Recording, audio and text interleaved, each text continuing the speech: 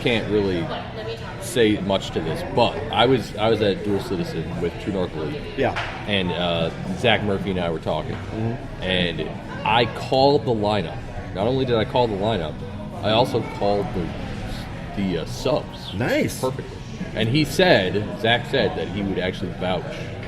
Good. For my call. Well, you've been known to call these things. Right. I swear to God, you have a phone to Adrian Heath. You talk to Adrian before the games. Especially like, hey, good at the substitutions. The substitutions, Yeah, well, you know the subs. And and the reality is, I was telling Zach, I'm like, I think this is going to be the lineup. I think this makes sense. Putting Dotson in midfield instead of with Ozzy having his injury. Yep. Speaking of, it's the logical thing to do. You've got all these pieces in place. We were talking before we started recording. You've got an Orlando team that averaged 1.2 goals on the road. They hadn't scored 2 goals in quite some time, so it made sense to suggest they might score a couple tonight. Or last night, I should say. There's the issue with Adrian came from Orlando. Yes. There's always going to be a little bit extra when it comes to these games. You want to suspect that we're going to come out and play pretty tough. Obviously, having Dotson in instead of Ozzy makes us more attacking. That's right. All these pieces made sense to have a pretty open, pretty high-scoring game. And it was absolutely nothing like that. No. And before we get, it was a little open. As long as you brought up, we started talking about the lineup. I was kind of wondering if Will Moembi Terhat was going to be available. He wasn't on the 18. I wonder, was he there? I wonder. I don't know. And then there was early talk that Tommy Chacon could be there, not obviously in the 18, but there to witness it. But I think he was a day late in getting his paperwork. Yeah, there's some weird things politically about that. Because they talked about how Pavone had his paperwork like 2 days after he signed with LA. Yeah, but I mean the fact is, here's Chacon is trying to get paperwork for like 2 weeks. The fact is, I mean, Pavone, he was wasn't he a Boca Juniors or he was Argentine though, wasn't he? Yeah. It's Boca Juniors or the other River Plate, but I think it was Boca Juniors. But anyways, we're talking about different countries, so that's going to happen. Yeah, but you also have the situation that there are some countries in South America who are putting out non-travel warnings to the U.S. Yes, Uruguay happened to be one of them. And so that's probably it. I mean, I've never left Argentina. I've always been a U.S. citizen, but I mean, I can tell you, getting into Argentina as a U.S. citizen is very easy, especially from a tourist standpoint. But I mean, there's nothing there, so maybe just the. Yeah, there's probably who knows what's going on. But anyways, So this game, we thought it was going to be a little more wide open. It was not. Right. I don't remember any of the goals scored. I'm blanking right now. Oh, come on, Tony. You remember obviously Orlando was the PK. And it was Nani was brought down. The first half was scoreless. Yes. And so there was nothing to get super excited, especially maybe from your point of view, Tony. Yes. But I mean, I don't know. Yeah, I don't have many notes. Well, and this is one of those things. I was telling somebody in the wall. I try not to be in the wall the game before the podcast because I can't see anything and I'm not paying attention to it. So unfortunately I was in the wall. Yes, you were. My observations were I really felt like we were playing far too heavily to the right side. Everything was going through Romaine, everything was going through Darwin, shifted over to the right. There were numerous times that we were in the wall yelling to go to Gasper because he's just standing there. I mean, literally just standing against the sideline on the far left, and it's like, rotate the ball. Did you get a chance to watch it, Ben? Or I did not. No, we had a birthday party last night. Oh, there you go. Okay, there you go. My 4-year-old turned 5. Whoa. There you go. Nice. Now you have a 5-year-old. Congratulations. I mean that was the main observation I had from my vantage point. Even once they switched sides, it still seemed like everything was going that direction.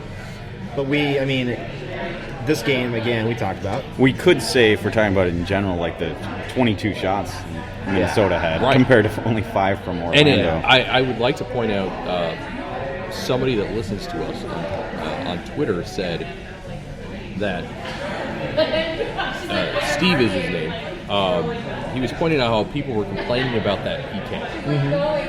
And he's like, look at how many shots we had. Yeah. We shouldn't have to be complaining about a PK. Oh, completely against it was completely against the run of play at that point. I mean, it just adds to the frustration because that you might as well fast forward to it. That was in the 70th minute, I think. So it was late in the game. It was late enough after a bunch of well, I guess not all of those shots were on target. 6 of them were, but certainly against the run of play where you expected better, you expected a result from Minnesota before that point, but they didn't get it. And so, PK or not, I would say after review, it was a PK. Again, it would have been extremely difficult to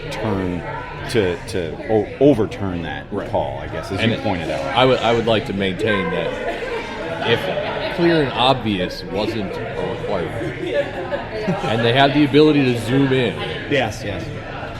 Ike did not touch Nani.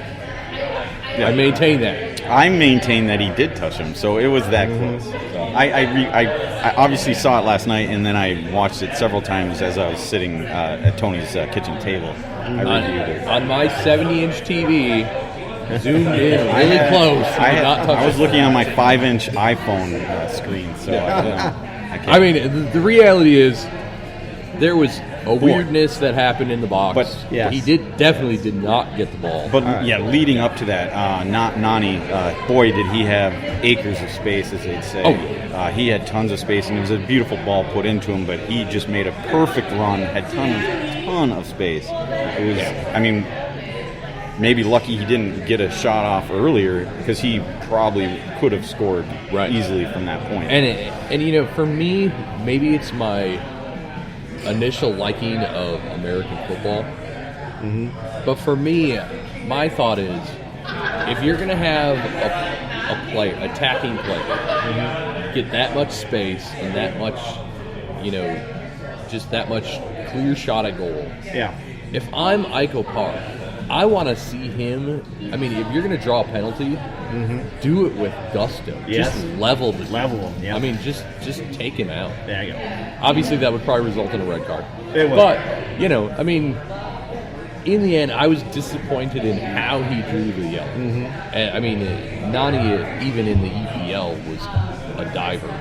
Yeah. So, I mean, he definitely took advantage of the situation. Yeah. And props to him. Upon reviewing the play, there was a forearm shiver to the back. That Forearm shiver. That's what I like to use. Was appropriate for the PK. I think there was some. Ike gave him a good old heave ho and send him head over heels. But from the ref's angle, it looked suspect, and he didn't really have a choice but to give it. Right. I mean, it's Nani. And then what also doesn't help the case is he wasn't, whether you want to argue about the contact to his leg or foot, not to mention a potential shove, he just wasn't near the ball. I mean, you couldn't make the case that he had any of the ball. Right. Yeah. So he never touched it. Yeah. He was way out of position. Yeah. And I would like to point out that I really feel like that happened because we had Jan and Hassani in midfield. Yeah. They're both very forward. Yes. And you leave all that space in the back, it's bound to happen. And if you're not capitalizing on the offensive side, that's risk. It's a lot of risk there. So, it ends up in a tie, right? Right. We could have used 3 points. We could have used 3 points. But we get a point anyways. Lucky to get a point. Yeah. Luckily. The thing, now you look at the standings, though, those 3 points could have really boosted us up. Yeah. Well, and the thing is I mentioned to Sarah this morning, who obviously probably wasn't listening at all, that Minnesota was crazy lucky. I mean, because they dropped 2 points. We talked about this too, Tony and I. Yeah, they dropped 2 points, and they stay in second. They stay in the second. only team that hasn't played is Portland. Yes.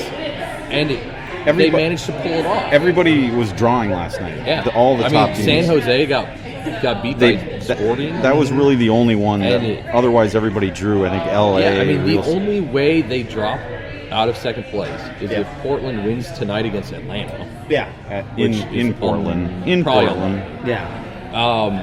And then Portland still has a game in hand. Yeah. Oh, I should. There was a lot of draws. LAFC, who's already LAFC, we should mention, has clinched the playoff spot. They have, surprisingly, but they beat Real Salt Lake. So really, I actually looked at it earlier this week, and my most optimistic of minds tried. There is zero chance. Actually, there isn't. There is a 0.1% chance that Minnesota could potentially catch LA, but it's really, if you want to talk about realistically, it cannot happen. It will not happen. No. I mean, LAFC would have to lose all of their games. Is that impossible, though? Technically, it's not. Well, if there was an earthquake... I mean, think about it. We play them twice. We do. So if we could pull off wins, which is really unlikely so Minnesota's... if we could pull off wins, that's 6 points. Yeah, that's right. But they're 16 points down as we sit. Yeah. But who do they play in? That's some ground to make up. It's basically impossible. I think we need to end the conversation. But I guess what I was getting, bottom line is you're fighting for one of those top 4 spots, second through third. That's what you're fighting for. Yeah, you want a home field spot at this point. So, and there's a lot of fight left because, I mean, as we sit here, and Dallas is sitting in 8th at 37 points. That's 5 behind. Now, the nice thing is we still play Real Salt Lake at home. Yeah. We still play Seattle, unfortunately, at Seattle. And we play Seattle and Portland on the road. Yes. And not to mention 2 games, you said it, 2 games against LAFC. I mean, I can for sure see us dropping points. Yeah. At least 5 against LAFC. Yeah. Then, so we have 2 against LAFC. We have 2 against Sporting Kansas City, a struggling Sporting Kansas, other than last night. You know, I mean, if you want to look at San Jose and Minnesota being on par, San Jose went to Sporting and lost. I'll take second place this year. I'm not looking for first place. I'm taking anything above 5th. Yeah. Okay. So. I'm a reasonable guy. Yeah, still sitting in good shape with goal differential, thanks to I think it was Real Salt Lake losing, was it? Mm-hmm. But Minnesota sits with a positive 8 goal differential, whereas Real Salt Lake would be the next closest with 4. Not to mention LAFC's 42. Right, 42, which is insane. So I think. Let's close up there. Let's go to. We should. I just want to. I don't know if we mentioned it or not. Damn it, Dave! It was Dunladi that. He did have a goal in stoppage time, 90+2. I would actually. Good point. I would like to point out. Yes. I had to leave the game early because my son was projectile vomiting, and my wife thought it might be a good idea. Yeah. The stadium is freaking loud. Oh yeah. I mean, I was 3 blocks away, 2.5, whatever you want to say, when he scored his goal, and you knew it. You knew it. Yeah. I mean, that's pretty cool. So, and the other concern I had to bring up was Angelo Rodriguez. It did not look good watching the broadcast. It looked like he had his hamstring. Yes, he pulled up non-contact. Yes. Which that could be weeks. I mean, that could be a month. That could be longer than that. And considering, luckily we got Toy back now. Yes. But considering, I remember shortly after a spitting incident, Toy that is, it wasn't surprising that it was 2 games, and then there was even talk that Minnesota might even add to that penalty. I don't think it'll be in the form of not being in the starting 18. It's okay. Yeah, it's fine. Maybe they'll do something. He learned his lesson under the table. So I just had to bring that up as well because it's a bit concerning heading into another busy stretch at the end of the month. Let's head to break, guys. When we come out of the break, we're going to talk maybe a little more soccer. After the break, I think we might want to talk about the Atlanta game coming up because we're going to be there. And then we got some other things to talk about, some non-soccer related stuff, maybe some flat earth stuff. Yeah. I do have to talk about, I had to bring up the fact that the La Liga got fined. I want to bring that up. Yeah. And then a new bathroom going in England that I want to bring up. That sounds interesting. It is very interesting. So. Yeah, this will be a long episode, guys. Hold on. Hold tight. Yeah. Back from Lupulin in a couple minutes.